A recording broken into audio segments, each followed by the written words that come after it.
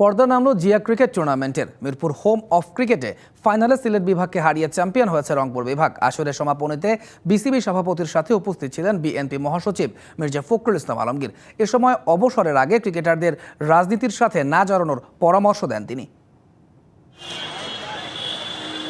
Zia cricket টুর্নামেন্টের final ঘিরে বিসিবিতে সাজ রব। ক্রিকেট বোর্ড প্রাঙ্গণ ছেয়ে যায় বিএনপি নেতাকর্মীদের ভিড়ে। রাত ৮টার পর বিসিবিতে আসেন বিএনপি মহাসচিব মির্জা ফখরুল ইসলাম আলমগীর। ৯০ দশকে বোর্ডে যুক্ত থাকা বিএনপি মহাসচিব বহু বছর পর বিসিবিতে এসে স্মৃতিচারণ করলেন সেই সময়ের।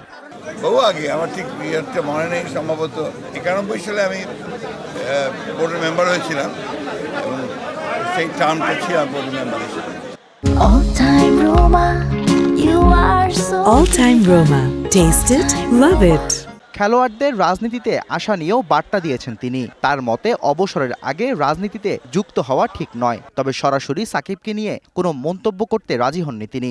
আমি ব্যক্তিগতভাবে মনে করি যে খেলাধুলার সঙ্গে রাজনীতির সম্পর্ক থাকা উচিত নয়, এবং যেটা চলমান অবস্থাতেও নয়। ভবিষ্যতে যারা খেলা ছেড়ে দেবেন তারা রাজনীতি যেতেই পারেন, এটা তাদের অধিকার। তবে এটা ব্যক্তিগত ব্যাপার আমি মনে করি, এবং এই অধিকার মানুষের সকলেরই থাকা উচিত। টুর্নামেন্টে চ্যাম্পিয়ন হয়েছে রংপুর বিভাগ। ফাইনালে সিলেটকে ৫ উইকেটে হারিয়েছে উত্তরবঙ্গের দলটি। Shahriar Hossain, DBC news, Dhaka.